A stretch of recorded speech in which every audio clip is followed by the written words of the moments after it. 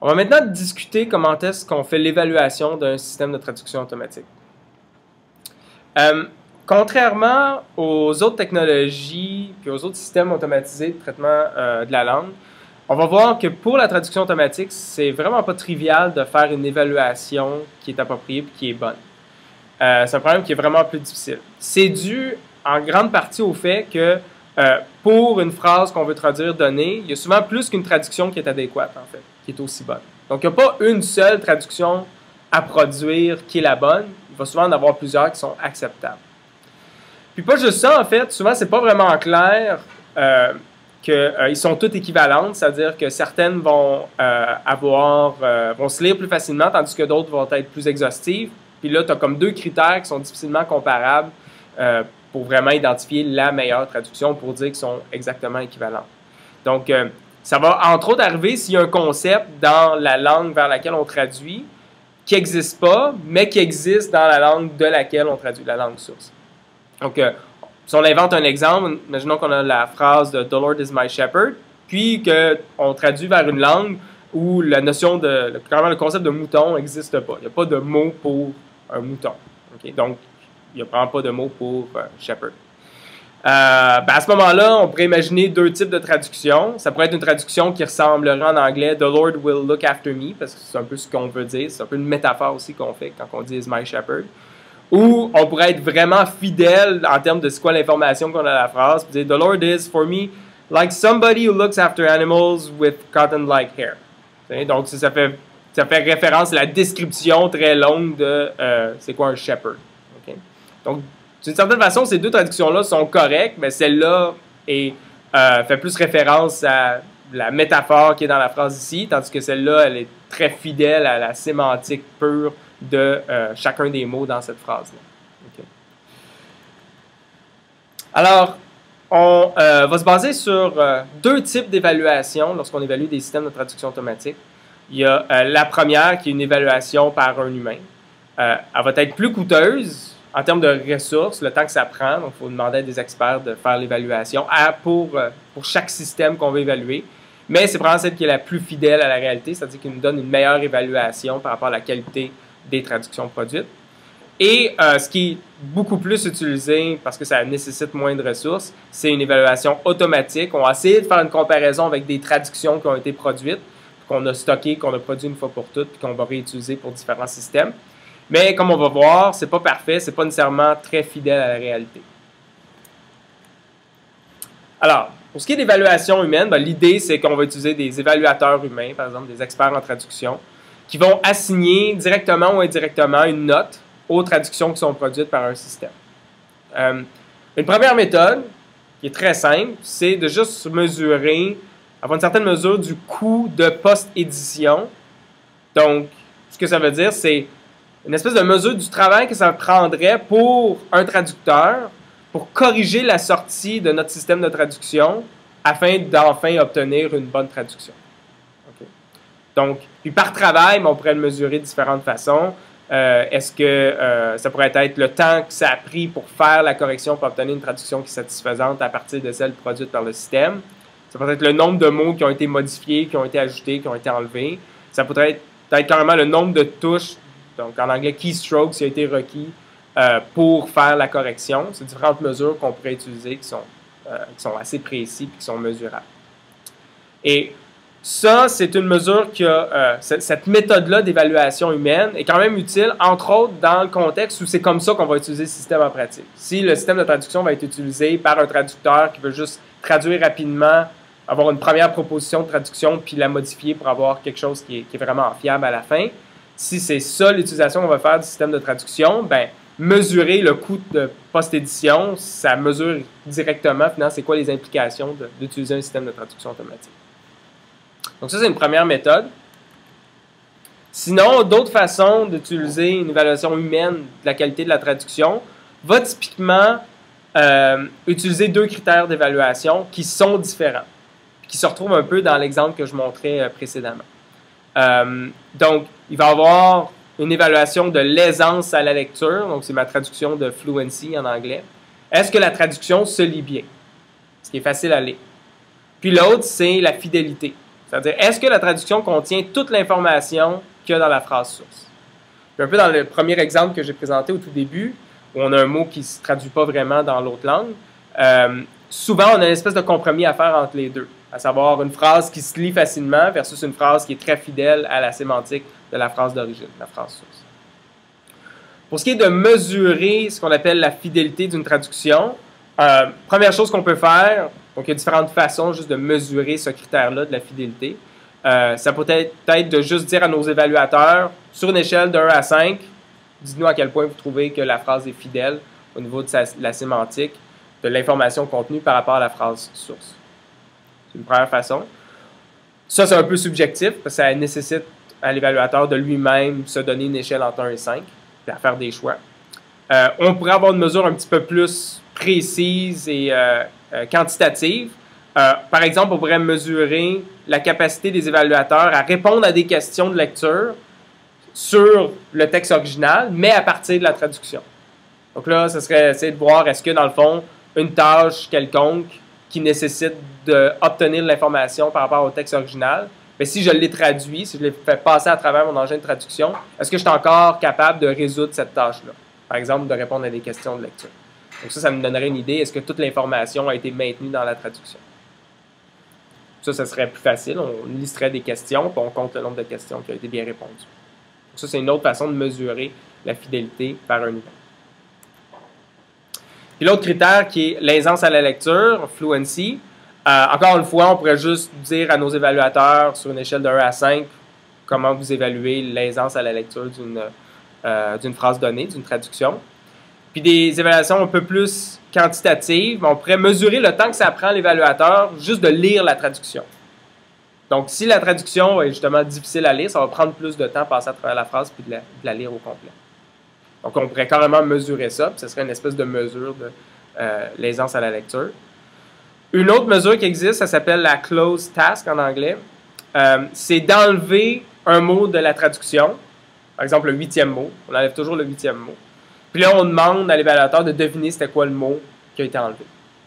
Puis ça, il se trouve que c'est lié à l'aisance à la lecture. À quel point c'est facile de lire la phrase, c'est un peu à quel point la série de mots qui est utilisée est prévisible, d'une certaine façon. Et donc ça, c'est une autre façon plus quantitative de mesurer ça, l'aisance à la lecture.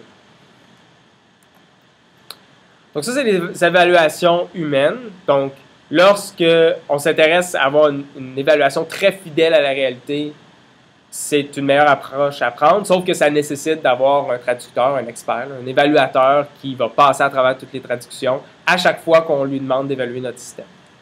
Ce qui est plus utilisé en pratique, c'est une évaluation automatique.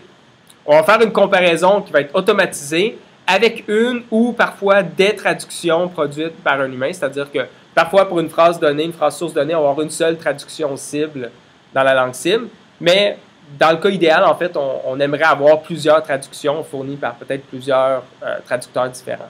Parce qu'on sait que pour différentes phrases, il y a plus qu'une façon de bien la traduire. Donc, ça va nous donner un peu une meilleure idée du genre de variation auquel on peut s'attendre au niveau des traductions. Donc, l'avantage, c'est que ça requiert seulement que des traductions soient produites par un humain une fois pour toutes pour un ensemble de données données. Puis parce qu'il y a plus qu'une traduction qui peut être appropriée, comme je disais, on préfère souvent avoir plus qu'une traduction et non pas une seule. Donc, lorsqu'on a aligné déjà, lorsqu'on a un corpus bilingue parallèle où les phrases sont alignées, l'alignement phrase à phrase nous donne ces traductions-là, mais il nous en donne une seule. Parfois, pour avoir une traduction, une évaluation un petit peu plus fidèle à la réalité, on va avoir aussi d'autres traductions qui vont être produites par des traducteurs. Donc ça, c'est dans le cas idéal, on aurait plus qu'une traduction, mais souvent en pratique, on en a une seule.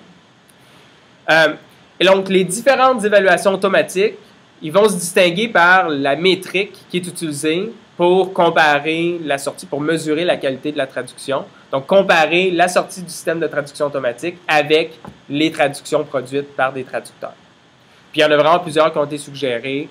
Bleu, qu'on va voir en détail, mais aussi la mesure NIST, TER, des mesures de précision et rappel standard. Meteor, c'est un autre métrique à utiliser. Celle qui est beaucoup plus utilisée actuellement, c'est la métrique bleue qu'on va voir maintenant. Donc, la métrique bleue c'est pour Bilingual Evaluation Under Study. c'est vraiment celle qu'on voit, entre autres, beaucoup dans les articles scientifiques actuellement, qui est utilisée pour comparer des traductions, une traduction cible avec une traduction produite par un système automatisé. Grosso modo, la description générale de cette approche-là, c'est qu'on va faire une moyenne pondérée du nombre de n-grammes communs entre une traduction produite, traduction candidate, et les traductions de référence, la ou les traductions de référence. Donc, on a un exemple ici où ça serait une prédiction par un premier système, ça serait une prédiction par un autre système. Là, peut-être pour cette phrase-là, on a 3 références, donc 3 traductions cibles possibles. Puis là, ce qu'on ferait, c'est qu'on ferait une correspondance entre les unigrammes, bigrammes, trigrammes, quadrigrammes, entre une prédiction et n'importe quelle des références ici. Puis en fonction du nombre de unigrammes, bigrammes, trigrammes, et ainsi de suite, qui se trouvent dans une traduction possible, on va inférer, on va calculer une certaine métrique. Au plus la métrique va être grande, ben, meilleure l'évaluation va être. Donc là, dans ce cas-ci, on voit, grosso modo, on voit que cette idée-là a quand même du sens. On regarde les traductions, effectivement, c'est celle-là qui est la meilleure. Puis, il y a justement beaucoup plus de n-grammes qui sont partagés entre la candidate ici, puis les 3 références versus cette candidate-là ici. Donc, plus précisément, Bleu va va exploiter une certaine mesure de précision. Okay? Donc, ce que ça veut dire, c'est qu'on va, pour une paire phrase-source et la phrase cible qu'on aimerait prédire, et pour une prédiction faite par notre système, on va regarder tous les n-grammes différents dans C, qui est la candidate, c'est-à-dire la prédiction produite par notre système de traduction. Puis on va compter le nombre de fois que ces n-grammes-là apparaissent dans la traduction produite. Et aussi, le match ici, c'est pour dire, on va les compter lorsqu'elles apparaissent aussi dans la référence. Okay. Et on fait juste normaliser par le nombre de n-grammes produits en général. Okay. Donc, une façon de calculer cette mesure-là ici, ce serait de voir, OK, premier mot, mettons qu'on regarde juste la précision au niveau des unigrammes, donc au niveau des mots uniques. Je regarde, est-ce que the apparaît dans au moins une des 2 traductions? Ben oui, il apparaît ici. Est-ce que the apparaît dans une autre traduction? Oui, il apparaît encore ici, puis il apparaît aussi ici, il y a d'autres endroits, et ainsi de suite. Okay. Maintenant, si on fait juste utiliser cette précision-là, donc juste pour faire marquer, finalement, une façon de faire, de calculer, c'est de passer à travers les mots un à la suite des autres, regarder est-ce qu'ils apparaissent dans au moins une des traductions cibles. Si oui, je compte 1, sinon je compte 0. Une autre façon d'écrire ça, en fait, c'est de dire que je vais regarder toutes les n-grammes différents qu'il y a dans la prédiction. Dans cet exemple-là ici, simple, il y a juste il y a un seul unigramme, c'est the. Puis je compte, s'il est présent dans au moins une des traductions ici, je compte le nombre de fois qu'il était présent dans ma prédiction. Dans ce cas-ci, c'est 7. Fait que je vais avoir 7 ici, parce que j'ai 7 fois the, divisé par le nombre d'unigrammes différents, pas différent, mais le nombre d'unigrammes dans ma prédiction, qui est aussi 7. Et là, on va tout de suite voir un problème. Donc, dans cet exemple-là, où finalement, la candidate, tout ce qu'elle a fait, c'est prédire constamment the, ben, j'aurai une précision de 7 sur 7. Parce que j'ai pris aucun risque. Je sais que the apparaît au moins une fois, fait que je vais prédire the, puis je peux le prédire autant de fois que je veux. Il est présent au moins une fois, donc c'est correct. Donc, si je fais juste utiliser la précision, c'est pas une très bonne mesure. Fait qu'on va, en fait, utiliser une version modifiée de la précision pour pas avoir ce biais-là où on va juste vouloir prédire des mots faciles. Oui, donc ça, je vais juste rajouter. Le terme ici, c'est juste la fréquence de chaque n-gramme dans la prédiction.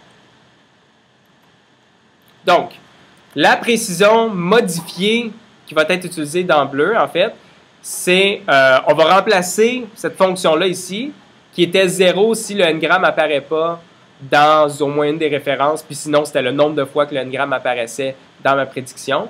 On va le remplacer par une fréquence qui est en anglais clippée, donc dont la valeur maximale va être, c'est quoi la fréquence maximale de ce n-gramme-là dans au moins une des références.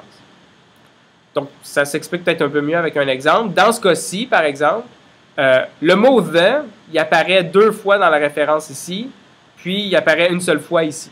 Donc, le maximum de la fréquence de l'unigramme the, c'est 2 pour cette référence-là ici. Fait que quand je vais compter la contribution du mot the dans le numérateur de ma précision modifiée, au maximum, ça va être 2.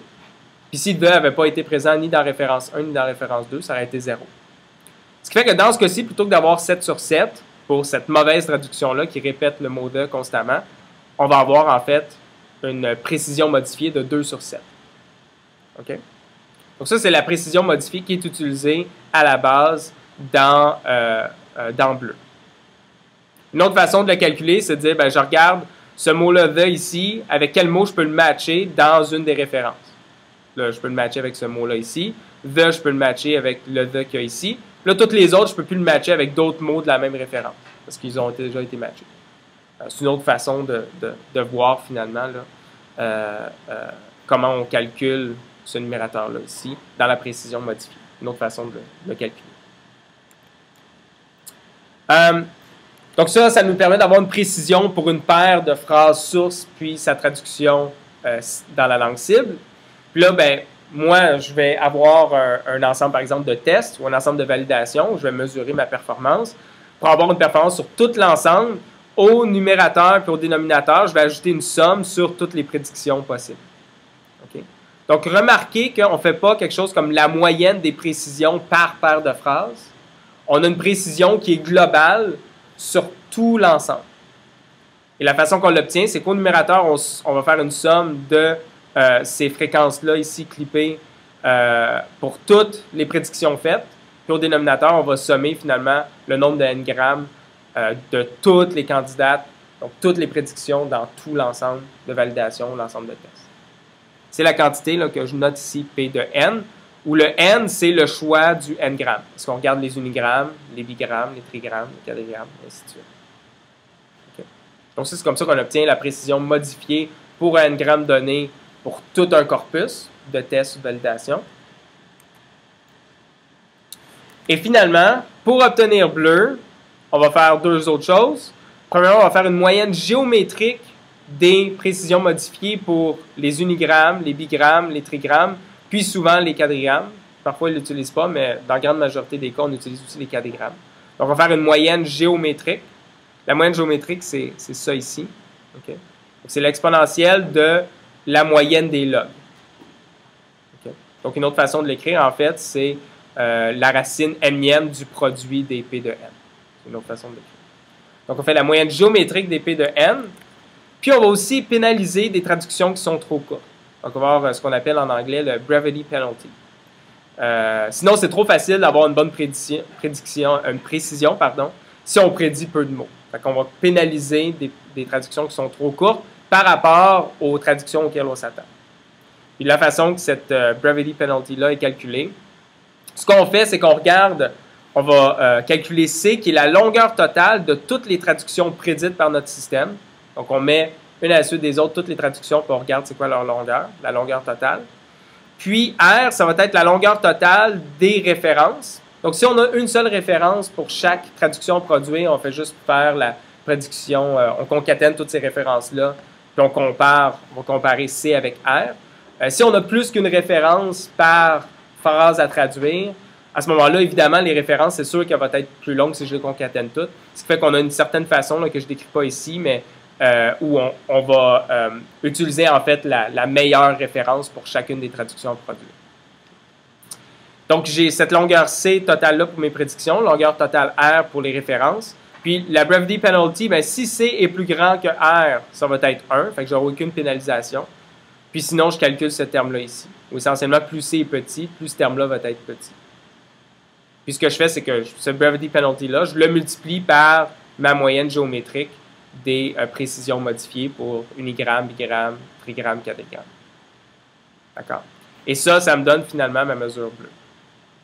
Donc bleu, plus la valeur est élevée, meilleure la performance est. On voit que la brevity penalty, elle va réduire si mes traductions sont trop courtes. Puis plus la précision est élevée, puis on veut des précisions élevées, plus ce terme-là va être élevé aussi. Donc, une des raisons pour laquelle bleu est utilisé, c'est que ça a été démontré que c'est assez bien corrélé avec une évaluation humaine. C'est-à-dire, lorsque bleu est élevé, d'habitude, l'évaluation humaine est aussi élevée, mais ce n'est pas une mesure parfaite.